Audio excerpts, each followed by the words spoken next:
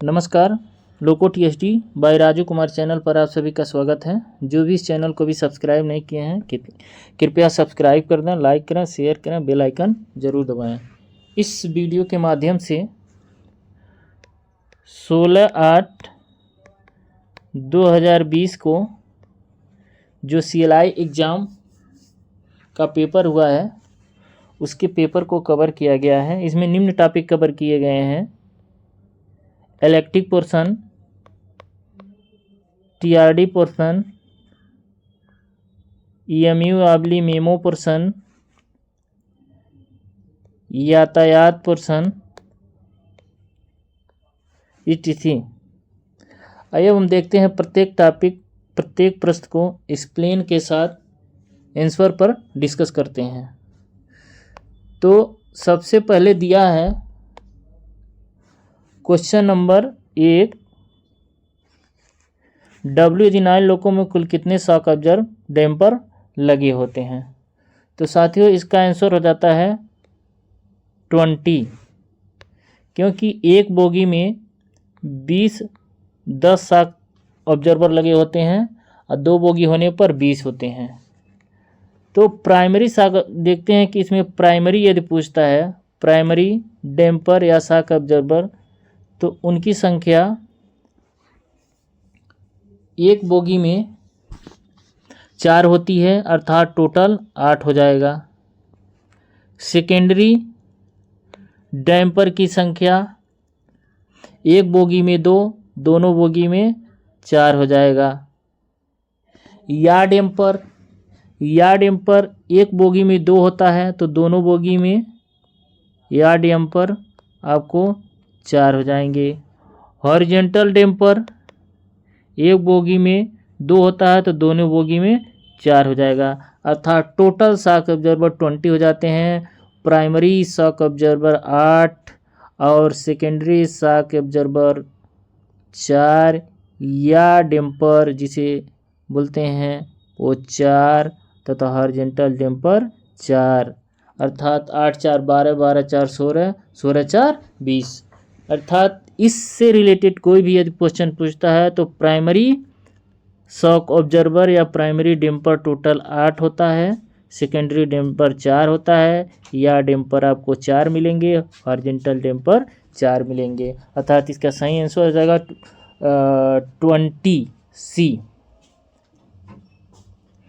Next देखते हैं। Next है CCB वाले लोको में बैंकिंग अवस्था में मोड स्विच की वर्किंग कैप में क्या पोजीशन होती है? तो मोड स्विच इस CCB ब्रेक में पाए जाते हैं। मोड स्विच इसके 4 पोजीशन होते हैं। एक होता है टेस्ट होता है, लीड होता है और ट्रेल होता है, और एक HLPR होता है। जब भी हम कंटिन्यूटी टेस्ट करते हैं तो उसको टेस्ट पे करते हैं। यदि वर्किंग कैप का में काम कर रहे हैं तो उसकी पोजीशन लीड पे होती है, नॉन वर्किंग कैप का पोजीशन मोड स्विच की पोजीशन ट्रेल पे होता है। यदि हम लोगों को बैंकिंग बनाए हैं तो मोड स्विच का पोजीशन HLPR पे होता है। तो अर्थात इसका सही आंसर हो जाएगा HLPR। क्वेश्चन नंबर 2 का सही आंसर हो गया HLPR। क्वेश्चन नंबर 3, WAP7 लोको का अधिकतम ट्रैक्टिव इफर्ट कितना होता है? तो साथियों WAP7 का अधिकतम ट्रैक्टिव इफर्ट 322.6 होता है। तो हम ट्रैक्टिव इफर्ट देखेंगे तो WAP7 का ट्रैक्टिव इफर्ट 322.6 होता है। WAG9 का ट्रैक्टिव इफर्ट 458 kN होता है। WAG9 का ट्रैक्टिव इफर्ट आपको 520 होता है, तथा WAP5 का ट्रैक्टिव इफर्ट 258 kN होता है। अर्थात इससे रिलेटेड यदि P7 G9H या P4 का यदि पूछते हैं तो आप इससे देख सकते हैं कि P7 का 322 होता है, G9 का 458 होता है, G9SC का 520 होता है तथा P5 का होता है 258 kN tractive effort. Next question number 4,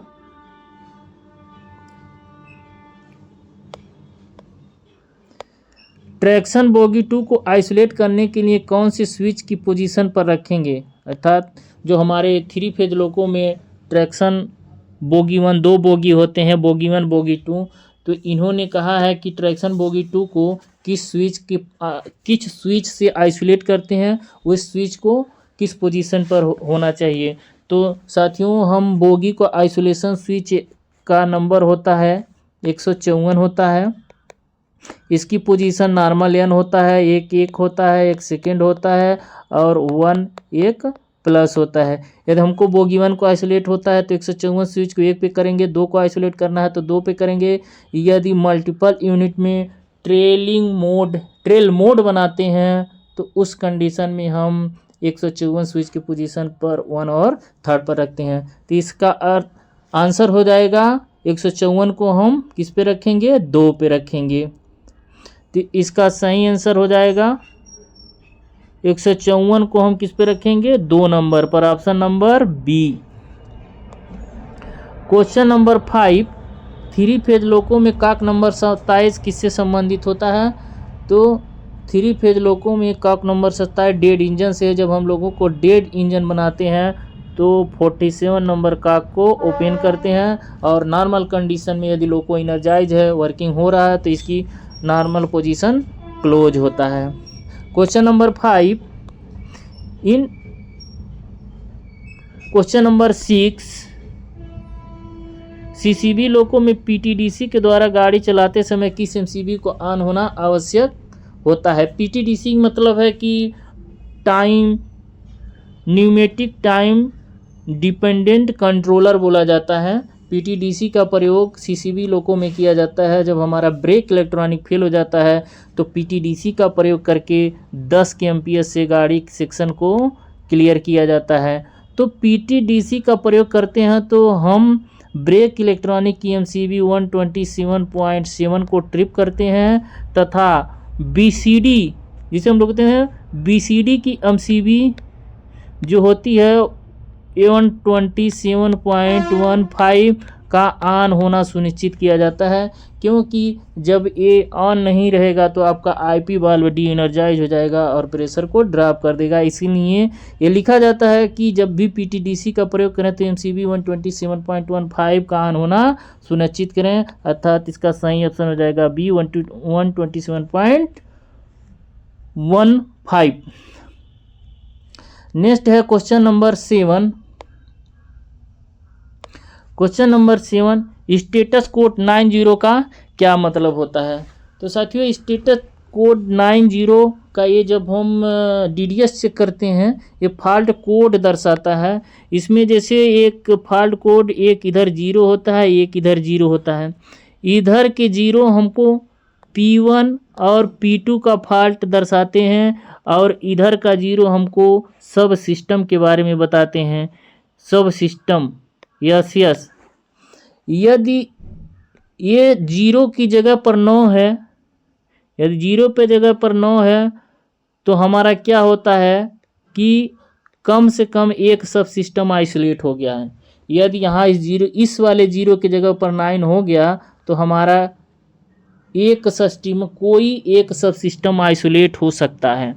लेकिन इधर वाले 0 के स्थान पर 1 लिख सकता है या 2 लिख सकता है। यदि इधर वाले 0 पे 1 आ गया तो P1 का फॉल्ट होगा, यदि 2 लिख रहा है तो P2 का फॉल्ट होगा। एग्जाम्पल के जरिए जैसे हम मान लीजिए कि इस 0 के जगह पर 91 लिखा है तो इसका मतलब हम पढ़ेंगे कि कोई एक सब सिस्टम आइसोलेट है तथा P1 का फॉल्ट है।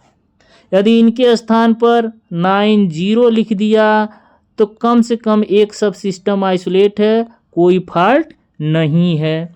अब इस तरह लिख दिया 01 लिख दे रहा है तो इसका मतलब कोई सब सिस्टम आइसोलेट नहीं है तथा P1 का फॉल्ट है।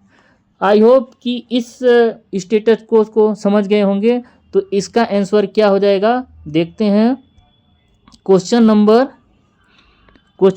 7, तो इसका आंसर हो जाएगा, लिखा है कि कम से कम एक एस आइसोलेट है, कोई भी फॉल्ट नहीं है, तो प्रायोरिटी 1 का फॉल्ट है। तो इसका ऑप्शन हो जाएगा डी, और ब, जिसे हम बोलते हैं बोथ ए एंड बी। तो इसमें देखेंगे कि 9 की जगह पर कम से कम एक सब सिस्टम आइसोलेट है, और इस 0 की जगह पर 0 है, तो कोई सब सिस्टम आइसोलेट नहीं है। क्वेश्चन नंबर 8, W89 लोगों का एक्सल लोड कितना होता है?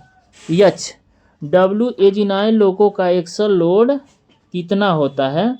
तो W89 लोगों का एक्सल लोड 22.5 टन होता है। यदि ये HC का पूछता है, ये हमारा किसका है? WAG9 HC का एक्सल लोड 22.5 हो गया। यदि पूछता है WAG9 का एक्सल लोड, तो इसका होता है 20.5 टन। यदि पूछता है WAP7 का एक्सल लोड, तो इसका भी 20.5 टन होता है। यदि पूछता है WAP5 का एक्सल लोड, तो इसका हो जाएगा 19.5 टन। आई होप कि इस एक्सल लोड से संबंधित आपको चारों क्वेश्चन कंप्लीट हो जाएंगे। किसी भी क्वेश्चन में इस तरह के अगर पूछता है तो नेक्स्ट देखते हैं। क्वेश्चन नंबर 10, FLG2 का सबसिस्टम नंबर क्या है? तो FLG2 का सबसिस्टम नंबर 18 हो जाएगा, क्योंकि आपका FLG1 होता है SS17 और FLG2 होता है आपका SS18। तो आंसर हो जाएगा इसका SS18। नेक्स्ट देखते हैं कि क्वेश्चन नंबर 11, WP5 लोको में मोटर के पिनियन तथा ड्राइविंग पिनियन में कितने दांतें होते हैं? गियर रेशियो पूछा है। तो WAP7 में गियर रेशियो, WAP5 में गियर रेशियो 17.70 होता है। यदि हम AP7 का ले लेते हैं, तो WAP7 का गियर रेशियो 20.72 होता है। यदि WAG9 का पूछता है, तो WAG9 का होता है 15/77। यदि WAG9H का पूछ रहा है, तो आपका हो जाएगा 21/107। हमने सभी का गियर रेशियो बता दिया है कि WAP5 का होगा 70.67, WAP7 का 20/72, WAG9 का 15/77, WAG9H का 21/10। तो इसका आंसर हो जाएगा डी ऑप्शन हो जाएगा 17.67। क्वेश्चन नंबर 12, 3 फेज लोको में किस प्रकार की बैटरी का प्रयोग किया गया है? तो 3 फेज लोको में निकिल कैडमियम का बैटरी का प्रयोग किया गया है। 3 फेज लोको में 26 बैटरियाँ लगी हैं। एक बैटरी बॉक्स में 13 बैटरी लगे हैं, और एक बैटरी में टोटल 26 बैटरी। एक बैटरी में 3 सेल होते हैं, और एक सेल आपका 1.4 वोल्ट होता है, अर्थात टोटल 26 × 3 × 1.4 हो जाएगा समथिंग 1110 वोल्ट। अर्थात बैटरी से संबंधित यदि क्वेश्चन पूछता है, तो टोटल बैटरियों की संख्या 26, और एक बैटरी में 3 सेल होते हैं, और एक सेल का वोल्टेज 1.4 होता है, अर्थात टोटल का हम मल्टीप्लाई करेंगे तो 110 आ जाएगा, 110 वोल्ट। क्वेश्चन नंबर नेक्स्ट देखते हैं। क्वेश्चन नंबर 12, 13 WAG9 लोको में पार्किंग ब्रेक कौन कौन से व्हील पर लगते हैं? तो WAG9 में पार्किंग ब्रेक 26711 अर्थात चक्का नंबर 2, 6, 7, 11 पर लगते हैं। यदि WAP 5 लोगों में पार्किंग ब्रेक पूछता है तो उसका होता है 1, 4, 5, 8। यदि AG 12 का पूछता है तो प्रत्येक उसके जो सेक्शन होते हैं, सेक्शन ए सेक्शन बी में, प्रत्येक सेक्शन में 1, 4, 5, 8 चक्कों पर लगता है। और WAG 9 में 26, 7, 11, इसको हम 1458 के नाम से याद किया रहता है। 26, 7, 11, 1458 अर्थात तीनों लोगों में पार्किंग ब्रेक 26, 7, 11, 1458। नेक्स्ट क्वेश्चन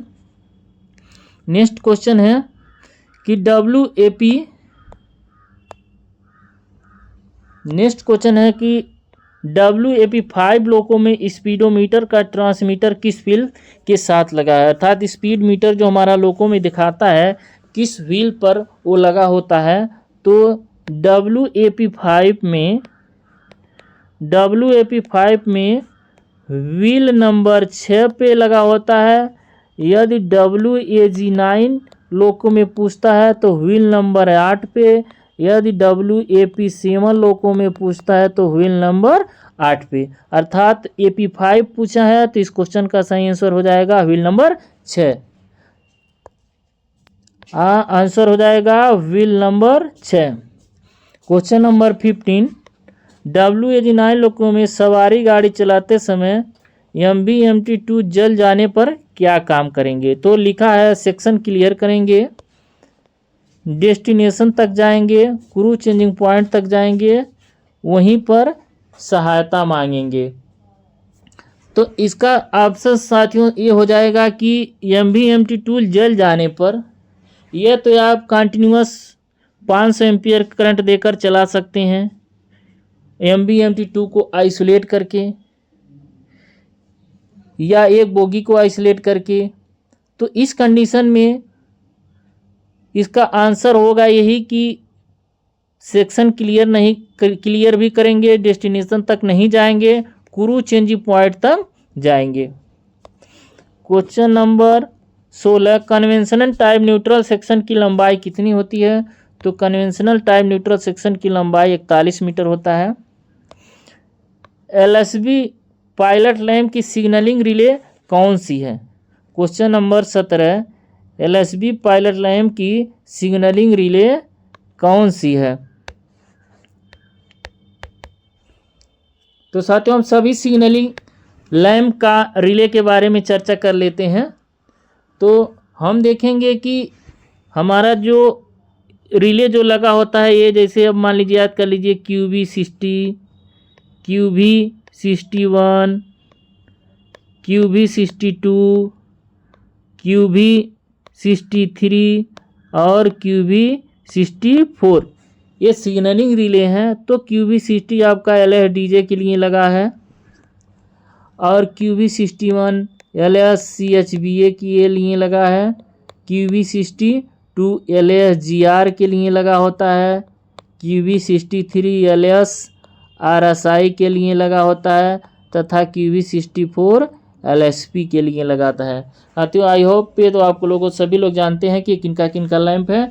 तो इनकी रिले ये होते हैं 60, 61, 62, 63, 64। तो आई होप इसका आंसर मिल गया होगा आपको कि LSB लैंप का सिग्नलिंग रिले QV64 होता है। Next question 18,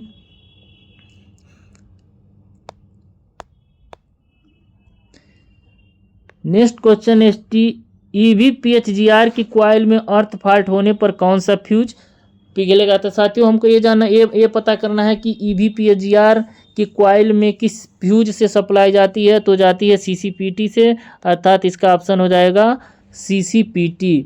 question number 19, WAG 7 लोगों में ट्रैक्शन मोटर 3 को ओपन सर्किट होने पर क्या होगा। तो इन्होंने पूछा है यदि ट्रैक्शन मोटर नंबर 3 का लाइन कंडक्टर ओपन हो जाए तो आपको कैब में क्या इंडिकेशन मिलेगा। तो हमको ये जानना है कि लाइन कंडक्टर 3 अर्थात TM3 आइसोलेट होगा, TM3 से क्या कनेक्शन है, तो TM3 से हमारा अमीटर कनेक्शन होता है जिसे हम A1 बोलते हैं। अमीटर जो करंट मेजर करता है वो TM3 से जुड़ा रहता है। यदि TM3 ओपन हो गया तो TM3 और TM4 भी हमारा अमीटर 2 से जुड़ा रहता है। तो जब दो मोटरों में करंट डिफरेंस हो जाएगा, क्योंकि ये मोटर तो चलेगा नहीं, ओपन हो गया है, और एक मोटर चलेगा तो इसका करंट बढ़ेगा, अर्थात जैसे ही करंट डिफरेंस होगा हमारा क्या हो जाएगा, QD1 रिले पिकअप हो जाएगा। जब QD1 पिकअप होता है तो Q48 को पिकअप करा देगा।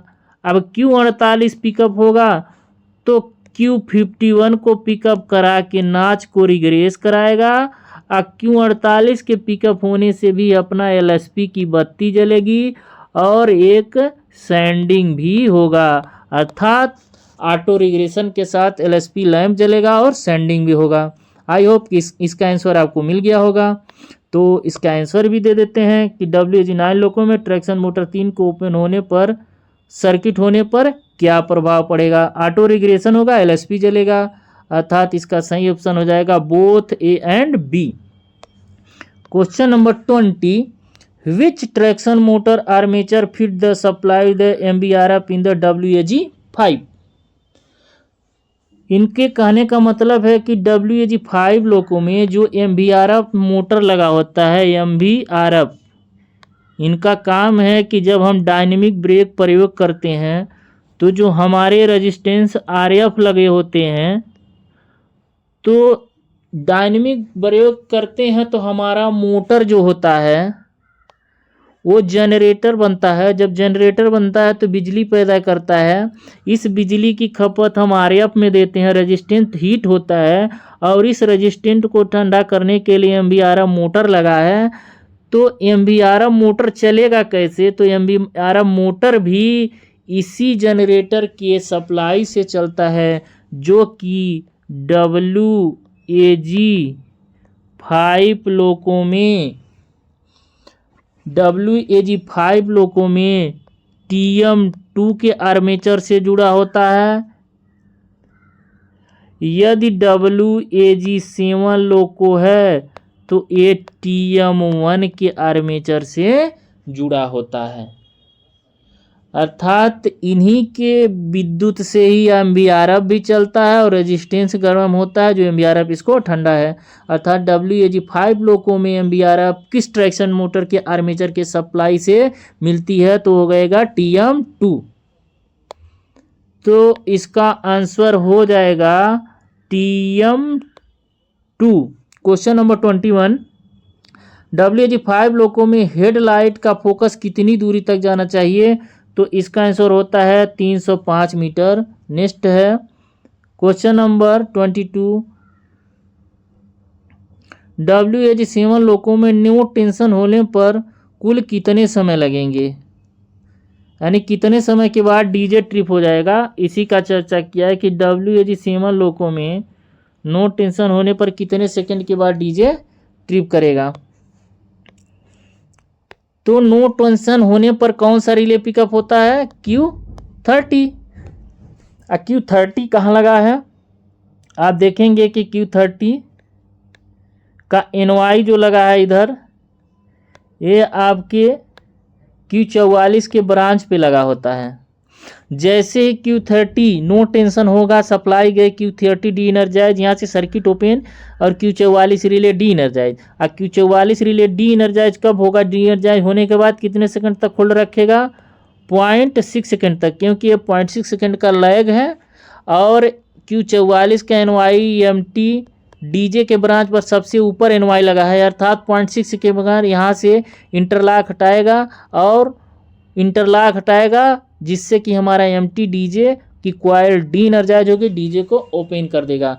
अर्थात इसका सही ऑप्शन हो जाएगा 0.6 सेकेंड तो Q44 के कारण, और 0.0 सेकेंड DJ को ओपन करने में। तो कुल टाइम इसका हो जाएगा 0.63 second, option C. Question number 23, DVR लगाते समय लाइन कंडक्टर कब क्लोज होते हैं? तो आई होप सभी को मालूम होता है जब हम डीवीआर का प्रयोग करते हैं तो लाइन कंडक्टर नहीं क्लोज होते हैं, तो इसका ऑप्शन हो जाएगा इनमें से कोई नहीं।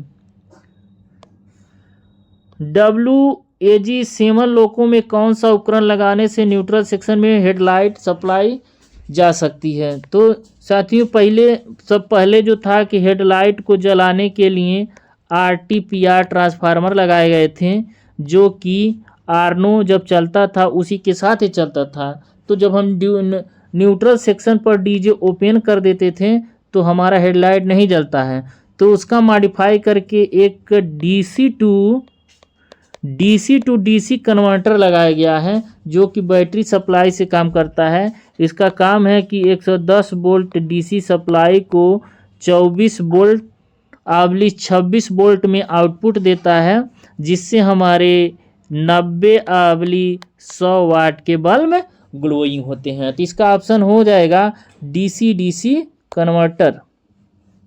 तो इसका सही ऑप्शन हो जाएगा DC कन्वर्टर। नेक्स्ट क्वेश्चन देखते हैं।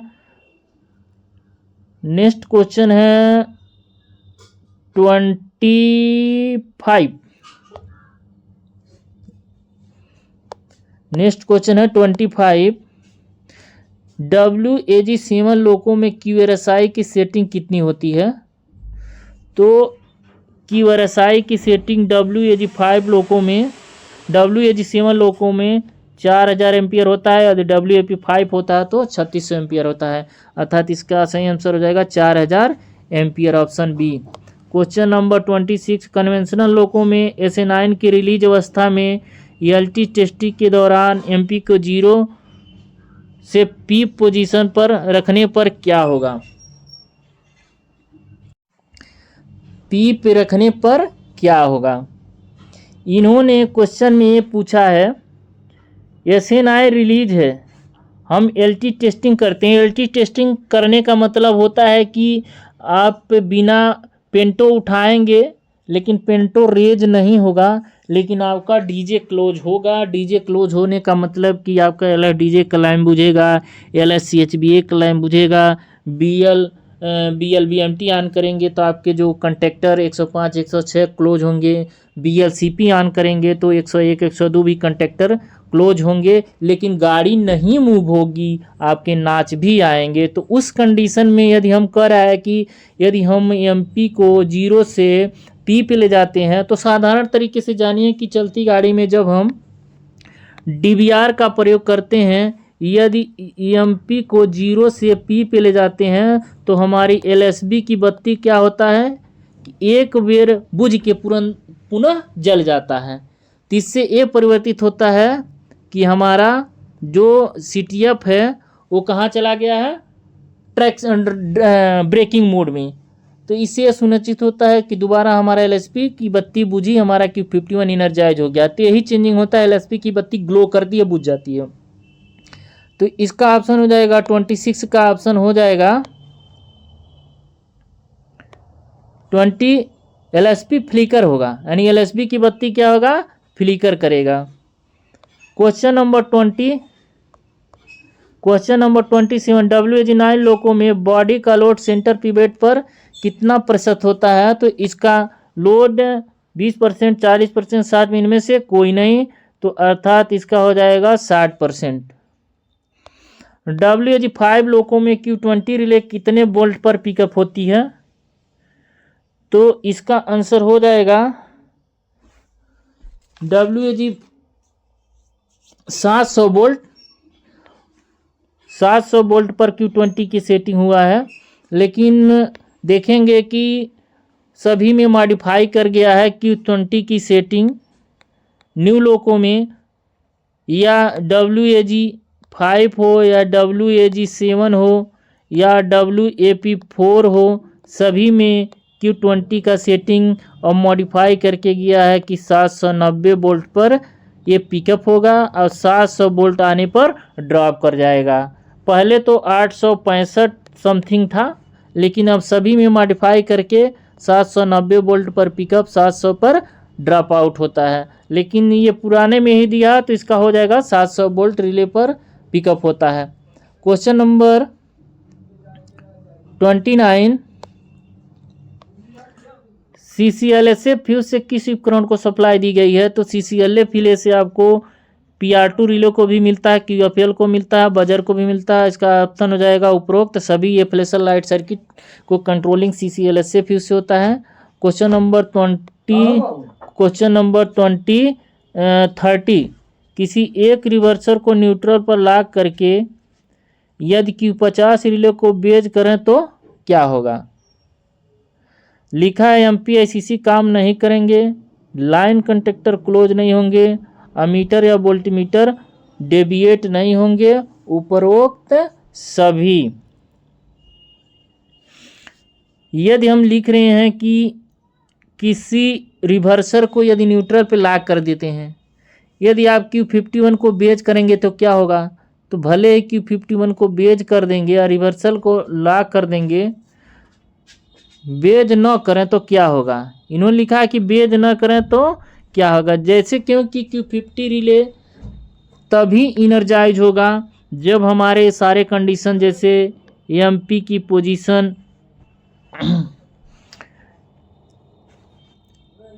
DJ क्लोज होना चाहिए, J1 एंड J2 सेटअप होना चाहिए, रिवर्सर फॉरवर्ड या रिवर्स में होना चाहिए, C145 खुला होना चाहिए, शुरू में MP 0 पे होना, शुरू में GR 0 पे होना चाहिए, तथा ट्रैक्शन CT/2/3 ट्रैक्शन या ब्रेकिंग साइड में होना चाहिए। इन सभी कंडीशन को पूरा होने पर Q51 क्या होता है? इनर्जाइज होता है। तो प्रश्न में दिया गया है कि रिवर्सर को न्यूट्रल पे लॉक कर दिए हैं, तो रिवर्सर को न्यूट्रल पे लॉक कर दिए तो Q50 इनर्जाइज नहीं होगा, और जब Q50 नहीं इनर्जाइज होगा तो हमारे क्या होंगे? लाइन कंडक्टर भी नहीं पिकअप होंगे। जब लाइन कंडक्टर नहीं पिकअप होंगे तो MPICC से नाच भी नहीं आएंगे, क्योंकि जब ये इनर्जाइज नहीं होगा तो इसका भी इंटरलॉक V1 और V2 के बाल पे लगा होता है, वो पिकअप नहीं करने देगा, NY खुला रहेगा। दूसरा लाइन कंडक्टर में भी क्लोजिंग में Q51 एनर्जाइज होना चाहिए, तथा अमीटर या वोल्टमीटर डेविएट नहीं होगा। जब हमारे मोटर नहीं काम करेंगे तो वोल्टमीटर भी अमीटर भी नहीं चलेगा। इसका सही ऑप्शन हो जाएगा ऑल ऑफ दी एबव, उपरोक्त सभी। Question number 31 A1 ammeter show the current of the TM motor WP5। इसके कहने का मतलब है जो हमारे लोकों में अमीटर लगे होते हैं A1 A2 voltmeter U1 U2 और U5 और U6, देखेंगे कि सभी लोगों में आजकल 6 गेज लगे होते हैं, दो अमीटर के होते हैं और 4 वोल्ट मीटर के होते हैं। एक कई में देखेंगे तो आपके 2 वोल्टमीटर के मिलते हैं, ये U1 एंड U2 और A1 आपका, और एक UA मिलता है, यानी 2 वोल्टमीटर, एक अमीटर और एक OHE वाला जो हमारा दिखाता है उसका मिलता है। तो किसका किससे कनेक्शन होता है इसका हम बता देते हैं। जैसे कि मान लीजिए कि हमारा ट्रैक्शन मोटर 1 किससे जुड़ा है, अभी इस क्वेश्चन का आंसर क्लियर हो जाएगा। TM किससे जुड़ा है? वोल्टमीटर 1 से जुड़ा होता है। TM2 किससे कनेक्ट होता है? वोल्टमीटर 2 से कनेक्ट होता है। TM3 किससे कनेक्ट होता है? अमीटर 1 से होता है। TM4 किससे कनेक्ट होता है? अमीटर 2 से होता है। और TM5 किससे कनेक्शन होता है? UA5 से होता है। और TM6 किससे कनेक्ट होता है? UA6। अर्थात जितने भी हमारे लोकों में ट्रैक्शन मोटर हैं उनका सभी भी कनेक्शन अमीटर और वोल्टमीटर से कर दिया है। समझ लीजिए कि TM3 और 4 अमीटर से होता है, बाकी सब वोल्टमीटर से होते हैं। तो 1 पूछा है कि 1 किससे कनेक्ट है, तो TM3 हो जाएगा।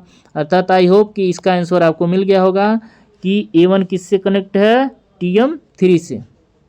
क्वेश्चन नंबर 32 क्यूकान रिले इनर्जाइज होने पर कौन सा पायलट लैंप प्रकाशित होता है? तो क्यूकान रिले जब इनर्जाइज होता है तो जैसे हम आर्नो बेसिस लोको में जानते हैं कि जैसे ही QCBR रिले इनर्जाइज होता है तो ये क्या करता है कि इसका देखते हैं कि ये CCLS फ्यूज के BL की इन लॉक के द्वारा यहाँ पर आपको 2 इंटरलॉक लगे होते हैं और इधर हमारा ये लैंप हो जाता है LSCHBA। यहाँ एक इसका NCI लगा होता है, क्यूकान का NCI, यहाँ QV 60 रिले अभी हमने चर्चा किया था कि जो LSCHBA का लैंप है सभी दोनों का NCI लगा रहता है। ये क्यूकान ऑब्लिक QCBR कर लीजिए। जब क्यूकान नाजायज होता है तो NCI इसका हट जाएगा। जब NCI हट जाएगा तो किस लैंप को बुझाता है? LSCHBA लैंप को। यदि इसी के स्थान पर QCBR है तो QCBR इनरजाइज हुआ तो यहाँ NCI हट गया, तभी LSCHBA का लैंप बुझाएगा। तो ये किस QCBR रिले इनरजाइज होकर क्या बुझाता है कि बैटरी चार्ज हो रहा है, अर्थात LSCHBA के लैंप को बुझाता है।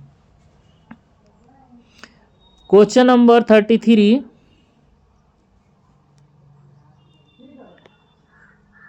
थर्ड वर्जन माइक्रो प्रोसेसर एक लोगों में CCINB फ्यूज की रेटिंग क्या होती है? तो इसका सही आंसर हो जाएगा 6 एम्पियर का फ्यूज लगाता तो CCINB है आपको माइक्रो प्रोसेसर SIB वाले लोगों में CCINB फ्यूज मिलेगा। क्वेश्चन नंबर 34, यात्री गाड़ी कोच का FP स्टील पाइप टूट जाने पर क्या कार्रवाई करेंगे? गाड़ी को सिंगल पाइप करेंगे, लोको का FP एंगल काक बंद कर देंगे, रिलीजिंग समय अधिक देंगे, उपरोक्त सभी। जब भी FP टाइप यदि टूट जाता है तो सिंगल पाइप से गाड़ी काम करेंगे, FP के एंगल काक को बंद कर देंगे तथा रिलीजिंग टाइम में समय देंगे। तो इसका आंसर हो जाएगा उपरोक्त सभी। क्वेश्चन नंबर 35, लोको में फ्लैट पहिए के अधिकतम अनुमत सीमा क्या होती है? लोको में 50 mm होता है, कोच में भी 50 mm होता है, मालगाड़ी के वैगन में 60 mm होता है। Next question, broad gauge line की चौड़ाई कितनी होती है? तो ब्रॉड गेज की चौड़ाई तो 1676 mm या 1.67 मीटर होता है। गाड़ी में ऊपर BP और FP के कनेक्शन गलत लगे हैं। अगर BP और FP के कनेक्शन गलत लगे तो लोको पायलट को कब पता चलेगा? पहले ब्लॉक सेक्शन में कंटिन्यूटी के दौरान पता नहीं चलेगा, उपरोक्त सही। जब भी कंटिन्यूटी करेंगे तभी पता लग जाएगा कि FP BP का कनेक्शन गलत जुड़ा है। क्वेश्चन नंबर 38, कंप्रेसर की ताकत जाते समय BPSW दबाने पर 1 मिनट में कितना BP प्रेशर ड्रॉप होता है? तो कंप्रेसर की इफ़िशियंसी जांचने के लिए सबसे पहले हम करते क्या है कि MR प्रेशर 10 kg बना लेते हैं। उसके बाद ये BP एंगल पाइप एक कैप के साइड में 7.5 mm होल के एक डमी लगाते हैं 7.5 mm होल के। उसके बाद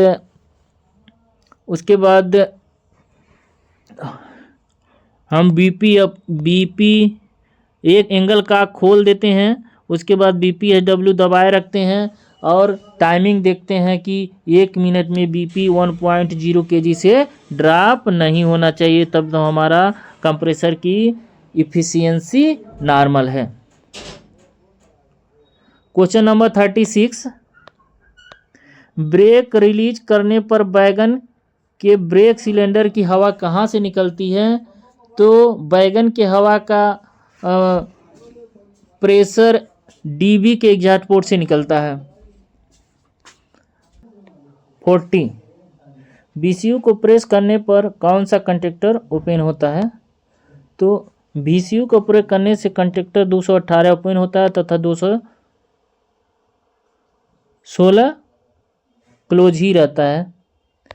जब भी हम VCU का उपयोग करते हैं तो 218 ओपन होता है तथा 216 पिकअप रहता है, जिससे हमारा BP प्रेशर ड्रॉप नहीं होता है, केवल CE ऑफ होता है। Question number 41, Siemens rake EMU के TM की लगातार रेटिंग किलोवाट कितना होता है? तो इसका ऑप्शन हो जाएगा 240। क्वेश्चन नंबर 42, AC/DC EMU में किस टाइप के पेंटोग्राफ लगाए गए हैं? तो OEM 18 B2 टाइप के लगाए गए हैं। क्वेश्चन नंबर 43, AC/DC EMU में रिजनेटिव ब्रेकिंग कौन से कोच में लगता है? तो इसका आंसर हो जाएगा मोटर कोच में। EMU कोच के व्हील की कंडेमनिंग साइज कितनी होती है? कंडेमनिंग साइज साथियों, इसका क्वेश्चन का आंसर कंफर्म नहीं है, इसको देखिएगा।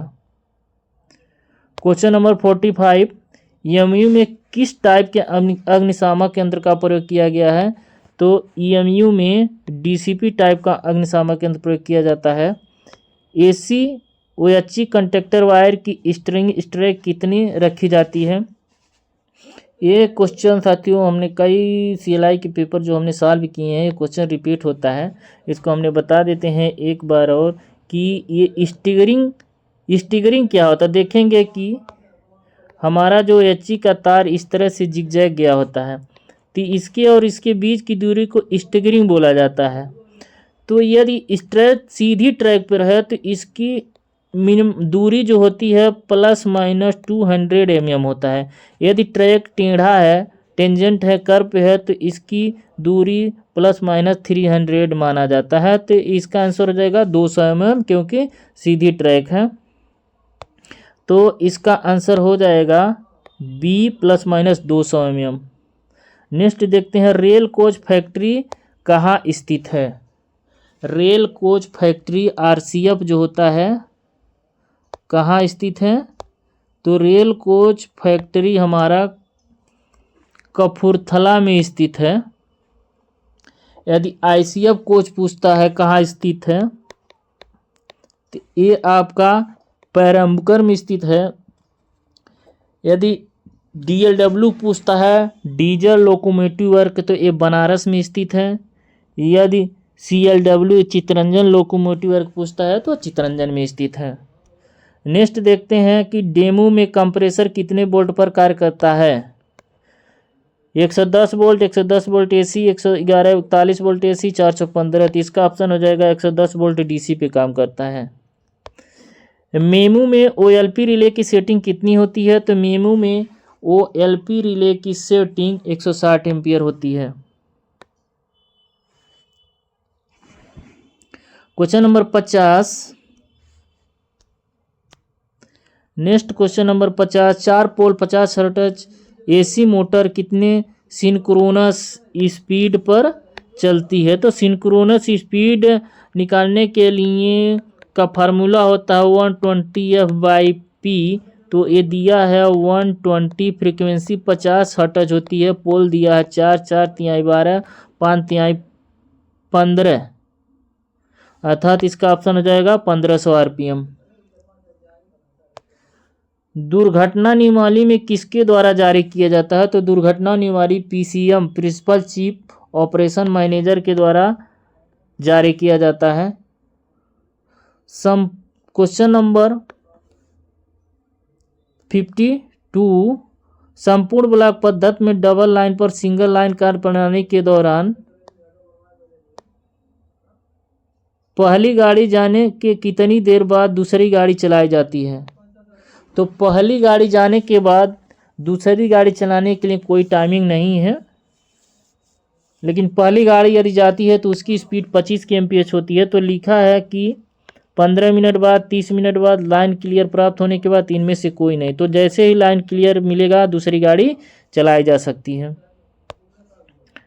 जब कोई नया सिग्नल लगाया जाता है तो शिफ्ट किया जाता है, तो कितने दिन का शासन लिया जाता है? आई होप सभी को मालूम है, 90 दिन तक, 3 महीने तक। ब्लॉक लिमिट बोर्ड IBS से कितनी दूरी पर लगाई जाती है? तो ये 400 मीटर दूरी पर लगाई जाती है।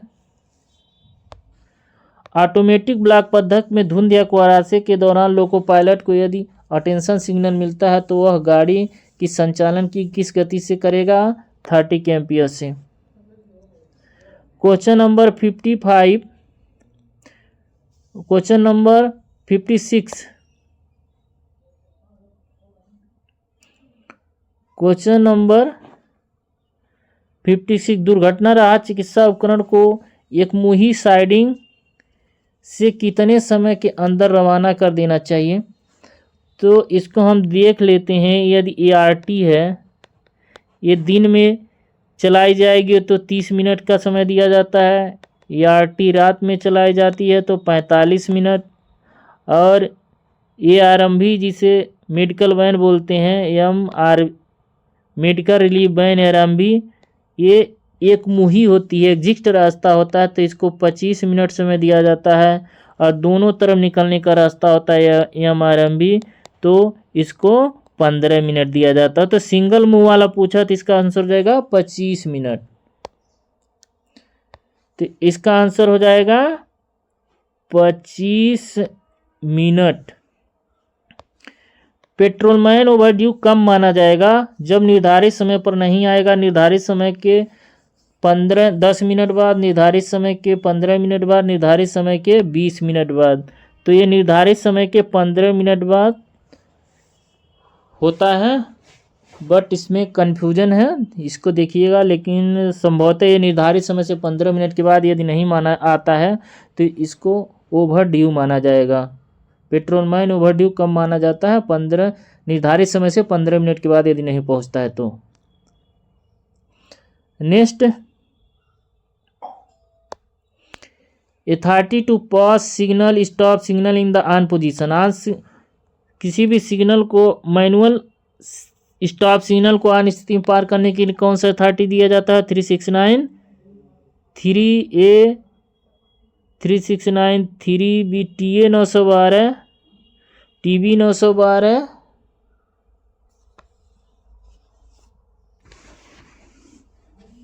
मैनुअल स्टॉप सिग्नल को पास करने के लिए 369 3B दिया जाता है, बट यहाँ पर 369 3A लिखा हुआ है।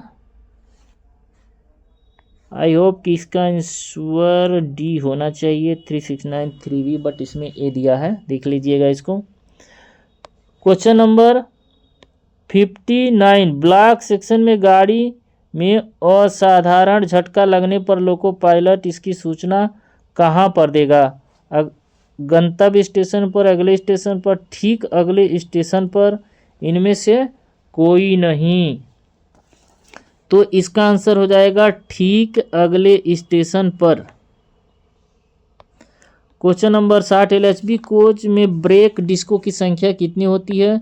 तो जितने इसमें व्हील होते हैं उतना इसमें डिस्क होता है, प्रत्येक बोगी में 4, तो 4, इसका आंसर हो जाएगा 8। GDR किन परिस्थितियों में बनाई जाती है? लोडिंग के बाद, अनलोडिंग के बाद, BPC अवैध होने पर, उपरोक्त सभी। नेक्स्ट क्वेश्चन 52, मालगाड़ी में प्रेशर कंटिन्यूटी टेस्ट करते समय लोको पायलट से कितने वैगन में ब्रेक लगना और रिलीज होना सुनिश्चित करना चाहिए? तो इसका आंसर हो जाएगा 10 वैगन। क्वेश्चन नंबर 63, सवारी गाड़ी में ब्रेक रिलीजिंग का समय कितना होता है? तो इसका हो जाएगा, सवारी गाड़ी में ब्रेक रिलीजिंग का समय 15 से 20 सेकेंड होता है। इसका ऑप्शन हो जाएगा सी।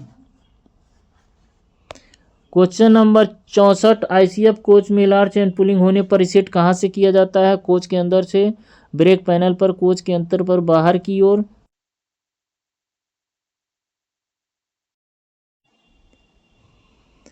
LHB कोच में BP का स्टील पाइप टूटने पर किसके द्वारा बाईपास किया जाता है? LHB कोच का BP का स्टील पाइप टूट जाने पर किसके द्वारा बाईपास किया जाता है?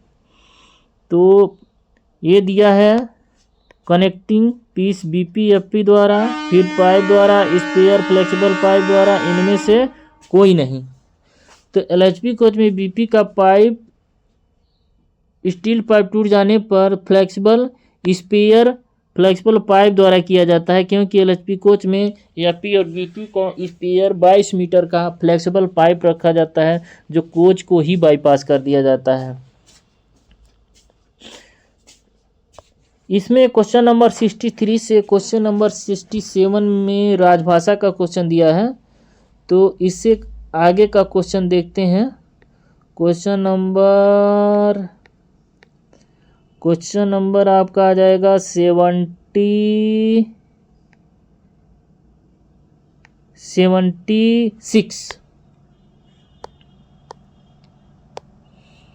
क्वेश्चन नंबर 76 है, जूल कार का मात्रक क्या है? तो इस कार का मात्रक जूल होता है।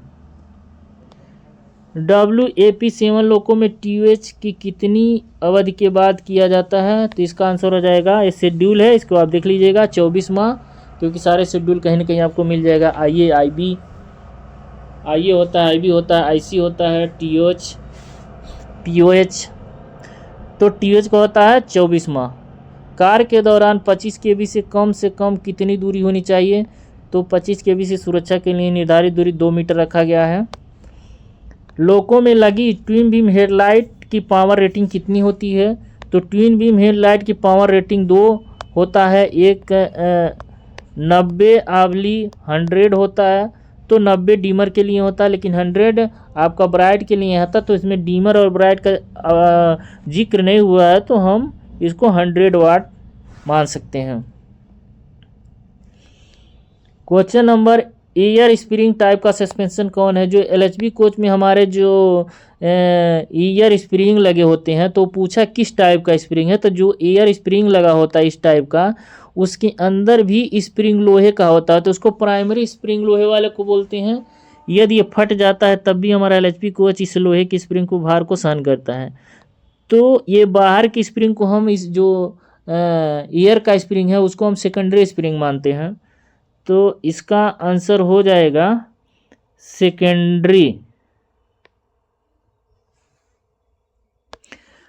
कैमटेक कहाँ स्थित है? कैमटेक एक ट्रेनिंग सेंटर है, ये आपका बेंगलुरु में स्थित है। EMU के लिए अल्ट्रासोनिक टेस्ट की अवधि कितनी होती है? साथियों, इस क्वेश्चन को मुझे नॉलेज नहीं है, इसको देखिएगा। बैटरी का विशिष्ट घनत्व किससे मापा जाता है? तो बैटरी का विशिष्ट घनत्व हाइड्रोमीटर से मापा जाता है। क्वेश्चन नंबर आपका हो जाएगा, भारतीय रेल में कितने जोन हैं? तो भारतीय रेल में 17 जोन हैं। क्वेश्चन नंबर 85, GN और GNB सेक्शन में WH9H लोगों की अनुमत गति कितना होगी? ये जहाँ पर जिनका सेक्शन है वहाँ देख सकते हैं इसकी गति कितना है, बट आई होप NER में इसकी गति 90 kmph है। नेक्स्ट, बिना पार्किंग ब्रेक रिलीज किए हुए थ्रॉटल को मूव करने पर कौन सा फॉल्ट आता है? ये 3 फेज का क्वेश्चन है। यदि पार्किंग ब्रेक रिलीज नहीं किए हैं तो कौन सा फॉल्ट आएगा? तो पार्किंग ब्रेक रिलीज नहीं करते हैं तो P1 का फॉल्ट आता है। इसका मैसेज आएगा, पार्किंग ब्रेक नहीं रिलीज रहता है, अब 1006 P1 का फॉल्ट आता है, तो यहाँ पर हमारा P1 फॉल्ट हो जाएगा, प्रायोरिटी 1 का फॉल्ट। इसका ऑप्शन हो जाएगा C। Question number 87, 3 phase loco में यदि ऑक्सिलरी कन्वर्टर में आइसोलेट होता है तो लोड किस ऑक्सिलरी कन्वर्टर पर स्थापित होता है? तो जाहिर सी बात है, आई होप इनको सभी मालूम होगा, जब ऑक्सिलरी कन्वर्टर 1 आइसोलेट होता है तो लोड 2 और 3 पे जाता है, 2 आइसोलेट होता है तो 1 और 3 पे, 3 आइसोलेट होता है तो 2 और 3 पर। तो आपका सही हो जाएगा ऑक्सिलरी कन्वर्टर 2 और 3 पर। PTDC का फुल फॉर्म क्या है? ये PTDC CCB 2.0 लोको में लगा होता है। जब ब्रेक इलेक्ट्रॉनिक फेल हो जाता है तो PTDC ब्रेक का प्रयोग करके हम 10 kmph से गाड़ी का सेक्शन क्लियर करते हैं। तो इसका होता है pneumatic time dependent controller. Pneumatic time dependent controller, इसका ऑप्शन हो जाएगा C। Question number 89, regenerative braking के लाभ हैं। ब्रेक शू और स्टील टावर कम घिसते हैं, ऊर्जा की बचत होती है और इंटरसेक्शनल टाइम कम दिया जा सकता है, तो इसका ऑप्शन हो जाएगा उपरोक्त सभी। नेक्स्ट 89, एडवांस 3 फेज लोको में बफर की ऊंचाई कितनी होती है? क्वेश्चन नंबर 90, 3 फेज लोको में बफर की ऊंचाई कितनी होती है? तो दिया है 10-20, 11-5, 10-30, 11-5, 10-30, 11-11, ना इसमें, तो इसका ऑप्शन हो जाएगा B होता है 1030 से 1105 mm। WAP5 लोको की अधिकतम गति कितनी होती है? तो WAP7 लोको की अधिकतम गति कितनी होती है? तो WAP7 लोको की अधिकतम गति 140 kmph। क्वेश्चन नंबर 93, WAG7 लोको में RGCP की सेटिंग कितनी होती है? तो WAG7 पे RGCP की सेटिंग 8 से 9.5 kg होता है। यदि यही WAP P7 या G9 पूछता है तो इसकी सेटिंग 8 से 10 kg होता है। नेक्स्ट WAG7 लोको में ट्रांसफार्मर पावर की रेटिंग कितनी होती है? तो WAG7 लोको में ट्रांसफार्मर हम सभी का ये बता देते हैं ट्रांसफार्मर रेटिंग। कन्वेंशनल लोको का जैसे WAG7 का ट्रांसफार्मर रेटिंग 5400 होता है। WAP4 का ट्रांसफार्मर रेटिंग भी 5400 होता है। WAG5 या 5H या P1 का रेटिंग कितना होता है? 3900। तो इसका सही आंसर हो जाएगा 5400 kV। Question number 95।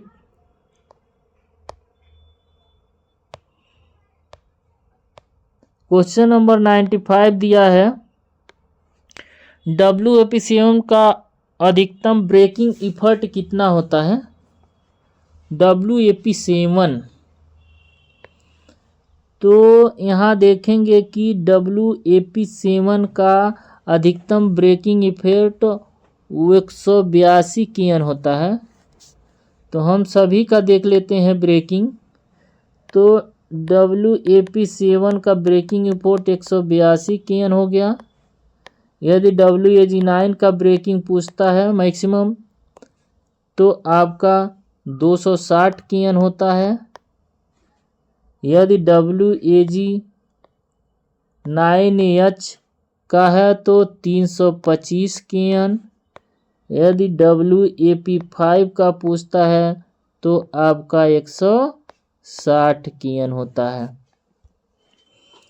Next question 97। Multiple लोको में पार्ट होने पर कौन से वाल्व के द्वारा ब्रेक लगते हैं?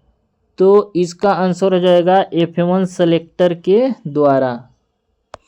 कन्वेंशनल लोको में बैटरी का नेगेटिव सिरा किसके द्वारा जुड़ा रहता है? तो इसको होबा के थ्रू जुड़ा रहता है।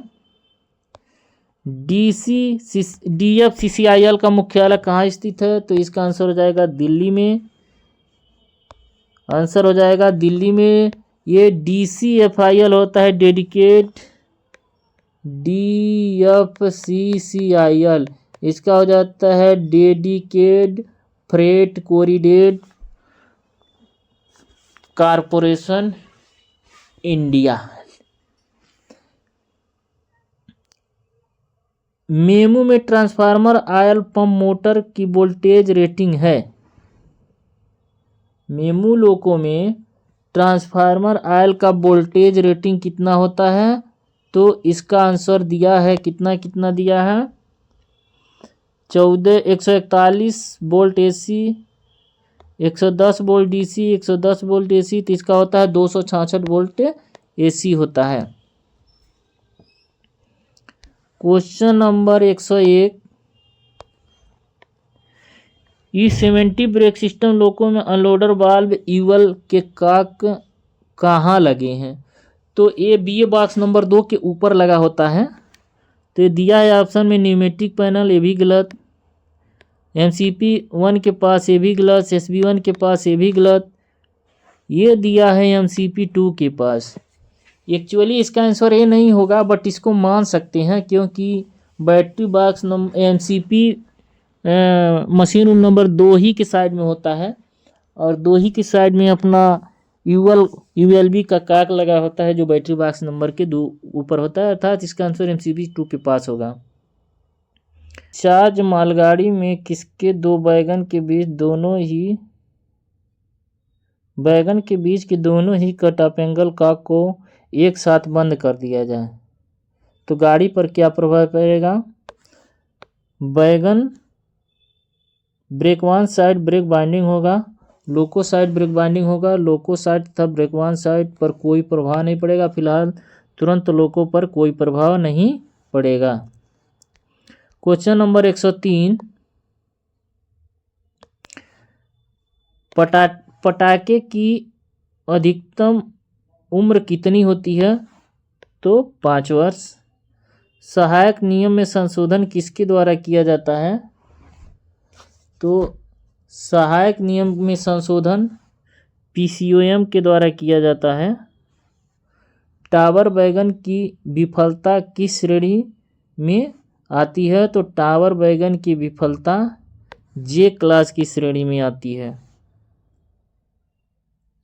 नेक्स्ट, WAP5 लोको का हार्स पावर कितना होता है? तो WAP5 लोको का हार्स पावर 5442 होता है। 3 फेज लोको में पैनल सी पर स्थित स्क्रीन पर कितने प्रकार के मैसेज आते हैं? ये 3 प्रकार के मैसेज आते हैं। डिस्टरबेंस मैसेज, आइसोलेशन मैसेज और इन्फॉर्मेशन मैसेज।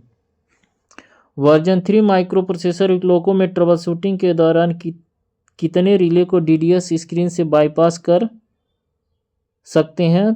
तो 4 रिले को बाईपास कर सकते हैं। वो कौन कौन है? जैसे आपका क्यूकान रिले होता है, Q50 रिले होता है, क्यूकान रिले, QCVAR रिले और Q118। यदि 50 को बेच करना है तो 7 नंबर शाफ्ट की, अगर क्यूकान को तो 8 नंबर शाफ्ट की, QCVAR को तो 9 नंबर शाफ्ट की तथा क्यूकान को 0 शाफ्ट की का प्रयोग करते हैं। क्वेश्चन नंबर 100, सवारी गाड़ी में SLR के पीछे कितने डेड इंजन लगाए जा सकते हैं? तो सवारी गाड़ी में SLR के पीछे कितने डेड इंजन लगाए जा सकते हैं? तो इसका ऑप्शन हो जाएगा 1। धन्यवाद साथियों। इस वीडियो से कुछ सीखने को मिला है तो कृपया जो भी इस चैनल को सब्सक्राइब नहीं किए हैं सब्सक्राइब करें, बेल आइकन जरूर दबाएं। आपको नए नए वीडियो इस तरह लोगों से संबंधित मिलते रहेंगे। धन्यवाद।